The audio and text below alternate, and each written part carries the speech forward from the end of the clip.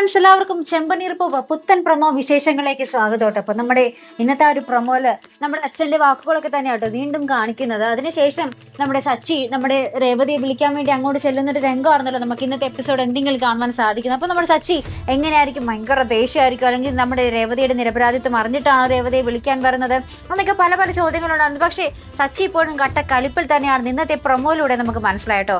നീ വരണമെങ്കിൽ വരുന്നുണ്ടോ അല്ലെ, ഭയങ്കര ദേഷ്യപ്പെട്ടാട്ടോ നമ്മുടെ സച്ചി നമ്മുടെ രേവതിയെ വിളിക്കുന്നത്.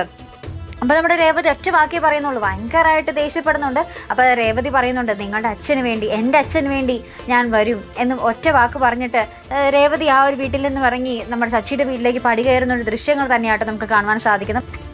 അപ്പൊ എന്തായാലും നമ്മുടെ രേവതി ആ ഒരു സച്ചിയുടെ വീട്ടിലേക്ക് പടി കയറുമ്പോൾ ഭയങ്കര കണ്ണീരണിഞ്ഞ ഒരു കണ്ണുകളോടുകൂടി തന്നെയാണ് പടി കയറുന്നത്. മിക്കവാറും നമ്മുടെ ചന്ദ്രമതിയുടെ ആ ഒരു കുത്തുവാക്കുകൾ തുടങ്ങിക്കാണും നമ്മുടെ സച്ചി.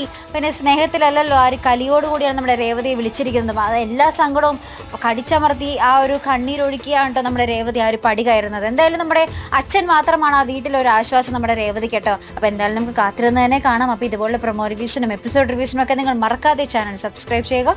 അടുത്തൊരു വീഡിയോ വരുന്നത് വരയ്ക്കും ഗുഡ് ബൈ.